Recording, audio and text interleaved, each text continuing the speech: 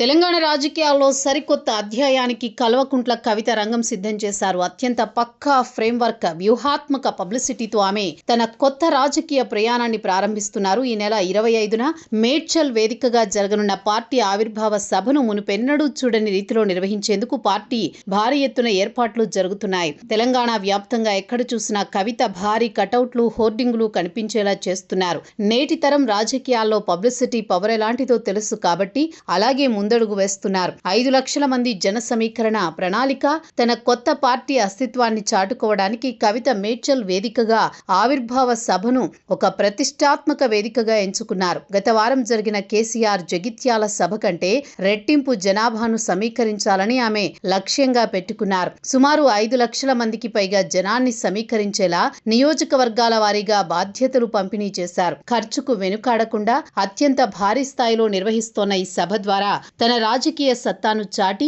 రాష్ట్రంలో బలమైన ప్రత్యామ్నాయ శక్తిగా ఎదగాలని ఆమె భావిస్తున్నారు. పార్టీ ప్రకటనకు సమయం దగ్గర పడుతున్నా ఇప్పటి వరకు పార్టీ పేరు గాని, జెండా రూపకల్పన కానీ లీక్ కాకుండా అత్యంత రహస్యంగా ఉంచడం కవిత వ్యూహ చాతుర్యానికి నిదర్శనం. సభా వేదికపైనే పేరును ప్రకటించడం ద్వారా అటు మీడియాలో ఇటు ప్రజల్లో పెద్ద ఎత్తున చర్చ జరిగేలా ప్లాన్ చేశారు. కేవలం భావోద్వేగాలతో కాకుండా పక్కా కార్యాచరణ, విధి విధానాలతో ఈ పార్టీ రాబోతోందని భావిస్తున్నారు. బంధుత్వాల కంటే సిద్ధాంతాలకే పెద్దపీట వేస్తానని ఇప్పటికే సంకేతాలు ఇవ్వడం ద్వారా తన ప్రయాణం స్వతంత్రంగా ఉండబోతోందని ఆమె స్పష్టం చేశారు. మొహమాటాలకు తావులేని కొత్త పంథా ఎంచుకున్నారు. రాజకీయాల్లోకి వచ్చిన తర్వాత వ్యక్తిగత అనుబంధాల కంటే ప్రజా ప్రయోజనాలే ముఖ్యమని కవిత భావిస్తున్నారు. ఇప్పటికే పలు సందర్భాల్లో కేసీఆర్ అనుసరించిన కొన్ని విధానాలను ఆమె తప్పుపట్టడం ద్వారా తన గళం భిన్నంగా ఉంటుందని నిరూపించుకున్నారు. ఆవిర్భావ సభలో ఆమె చేసే ప్రసంగం కేవలం కాంగ్రెస్, బీజేపీలకే కాకుండా బీఆర్ఎస్ శ్రేణులకు కూడా బలమైన సందేశాన్నిచ్చేలా ఉంటుందని తెలుస్తోంది. తన తండ్రి నుంచి వారసత్వాన్ని కాకుండా తనకంటూ ఒక సొంత ముద్ర వేసుకుని తెలంగాణ రాజకీయాల్లో